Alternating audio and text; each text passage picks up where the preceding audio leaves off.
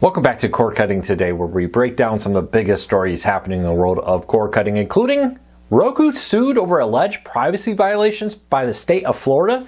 Now this joins a lawsuit by Michigan. I'll break down everything happening with this story. Also, DirecTV is adding a new channel. Great news for some sports fans. Plus improved search. We'll tell you what's new there and how this is great news for sports fans using DirecTV. And Apple buying Warner Brothers Discovery. We get some insights into their plans. They were listed as one of the possible competing bids for the company now that Paramount's making an aggressive push to buy them.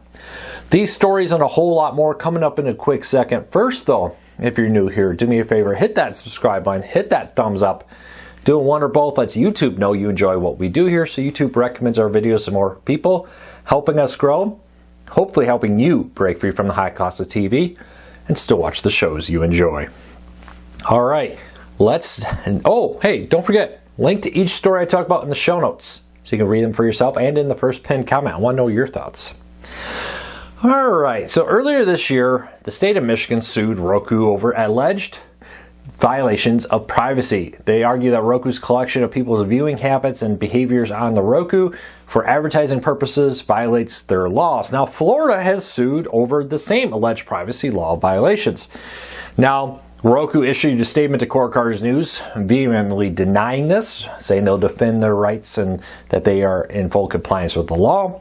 But at issue here is the idea that Roku is watching what you watch and then takes that and delivers targeted ads.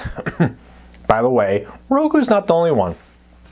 All these services that offer ad supported platform versions, they do. They take what you watch, put it together, and then try to deliver ads based on that they think you'll be most interested in, so they get the most amount of money. That's why things like Pluto TV has been really pushing people to create accounts, even start to lock some content behind free accounts. They're not charging you money, but if you have an account, it's better for them to track you in order to give you better ads, so they can make more money and honestly keep the service free, or in Roku's case, their free service is free, but also their streaming players cheap. Roku makes a majority of its money from subscriptions and ads, not by selling physical hardware. The hardware is how they get in your door to have you see their ads and buy subscriptions through Roku, and that's how they make most of their money. So we'll watch this closely, but Roku getting some growing pressure on them over how they do that. I do find it interesting they're targeting Roku. Many people may not know that about this, but Roku is an absolute powerhouse in online advertising for smart TVs and streaming players. One of the largest players in the field there. They make most of their money from ads and the like. We'll watch it closely. I'll break it all down.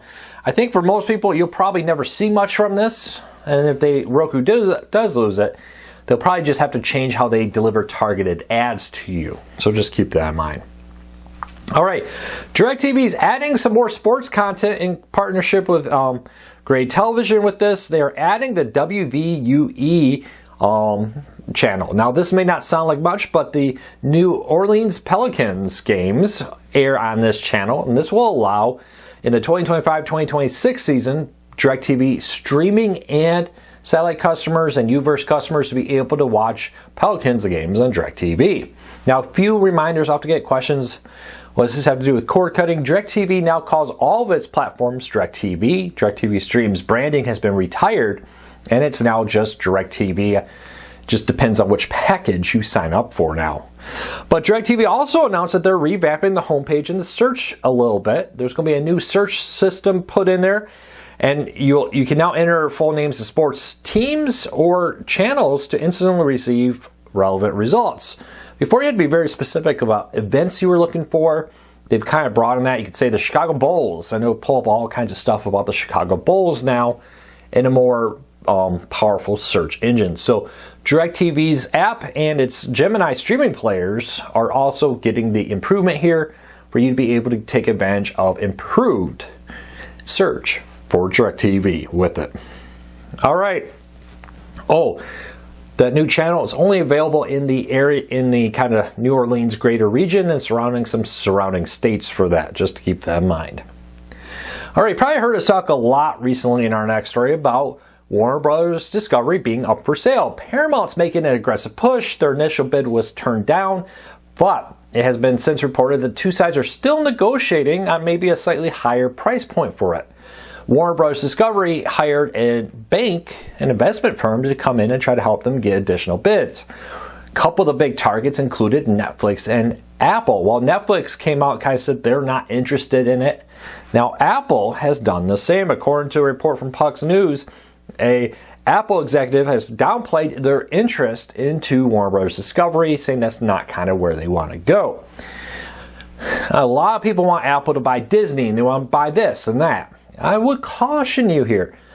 Do not forget that AOL bought Time Warner, not the other way around. AOL was so successful, so big at the time, they had the money to go in and buy Time Warner and owned it. Well, that didn't go well because Time Warner was so much bigger, even though it didn't have the cash on hand, just the sheer amount of employees and things they did were significantly larger than what AOL did. And it's kind of the same thing with Apple. You say Apple's this huge company. Yes, but they only kind of do a handful of things if you really think about it. They build computers, phones, tablets, kind of a hardware business. They have a limited software business. It's pretty limited, let's be honest. And then they also have a digital business where they sell music, TV shows, music subscription services, and the like. I know I'm oversimplifying this, but if you compare that to Warner Brothers Discovery, it's a significantly larger company when it comes to what they do. And I worry that we could see what happened with AOL and Time Warner, where Time Warner staff and kind of business philosophy kind of ate AOL, and to the point where Time Warner then sold AOL off and got rid of it, and the Time Warner people kind of kept all the money from AOL on it.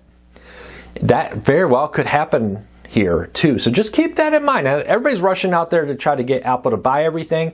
Be careful what you wish for.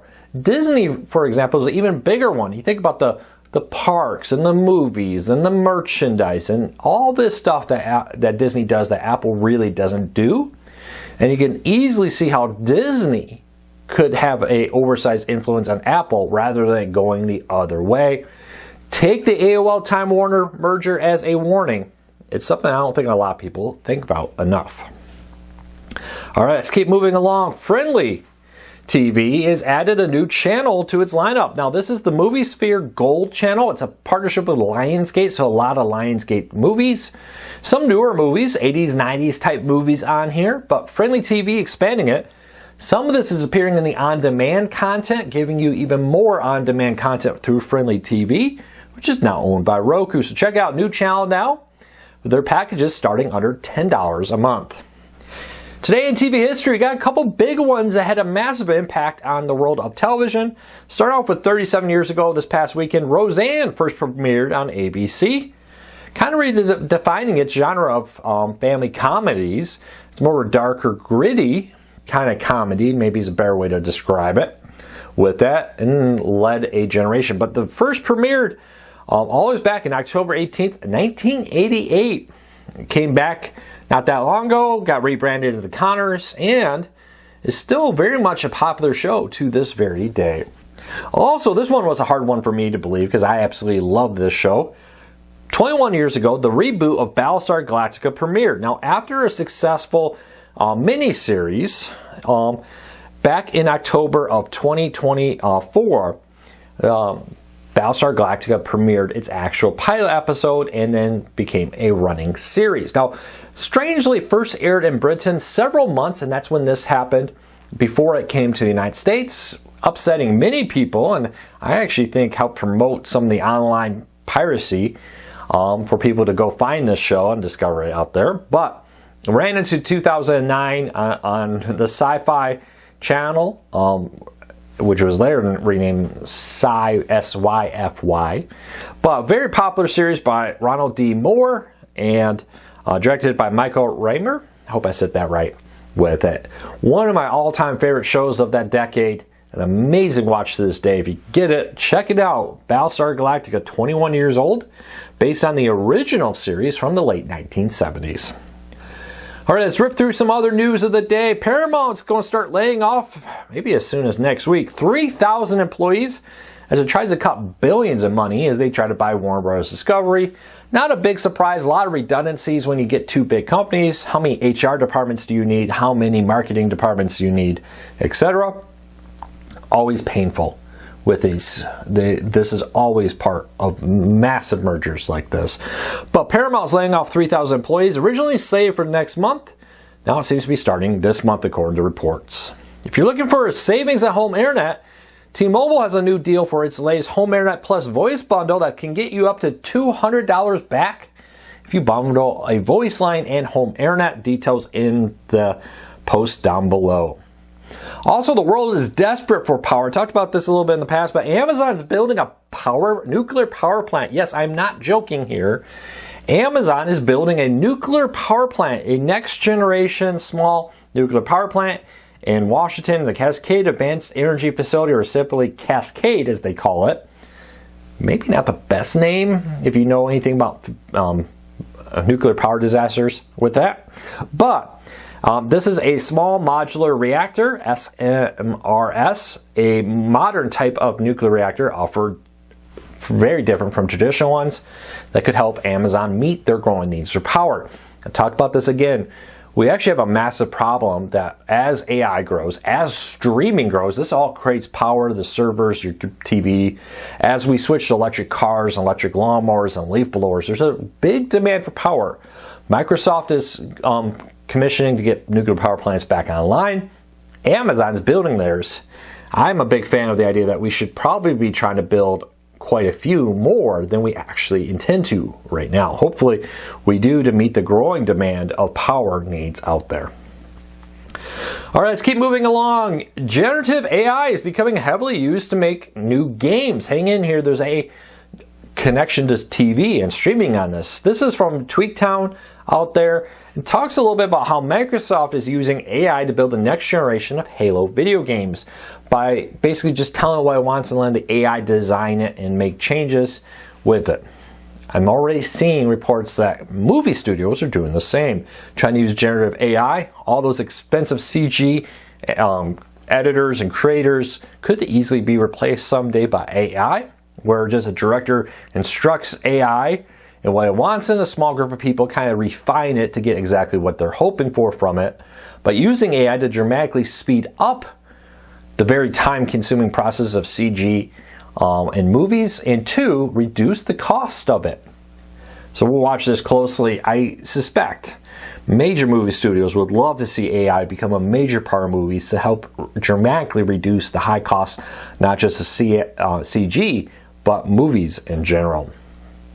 And then lastly, I thought this was interesting from Business Insider. Oxford researchers warn that AI is making teens think faster, but be more shallow. Now, I have a little thing here. Basically, the argument is this. Instead of thinking for yourself, you're Googling something, or in this case, AIing something, and getting a quick answer from AI and just giving the details without really understanding how you got to it. I don't think this is necessarily a new problem. We saw this, AI has slowly kind of taken over search, but we saw this with Google, right? Google something. Hey, I got a history problem. Let me Google it. Maybe in the past you had to click on a link or two to find the answer, but now it just kind of pops up right there with your answer. I don't think this is new. I don't think it's going away. And I actually do think that we should be teaching kids how to properly use these tools. They're tools that need to be used correctly with it, because you can definitely benefit from them if you use them correctly. The question is, are we teaching teens to use search and internet and AI better? I remember this when I went through college, and Wikipedia was kind of a new thing. I went back to college after a long time in the workforce. I decided it was time to go back to college. I did, and I remember professors railing against Wikipedia. And, you know, let's be honest, every one of my classmates did the same thing. We searched a topic on Wikipedia, and then we went down to the footnotes and we found all the places that Wikipedia article referenced, and we used those. We never referenced Wikipedia because we knew our professors wouldn't like it, but we used it. And then we used the resources clearly laid out on Wikipedia to answer questions. So it always kind of cracked me up when professors railed against Wikipedia. I was like, yeah, but guess what? Everybody in this room is using it. And I think that's going to be kind of the same thing with AI and with Google and all the other online resources, Question is not, can you stop them from using it? You can't. Are you training people to properly use them? And that's what I hope schools consider nowadays. Well, that's it for today. I hope you have a fantastic day. I'll be back again tomorrow with another video. Until then, take care, be safe. I'll talk to you all again real soon.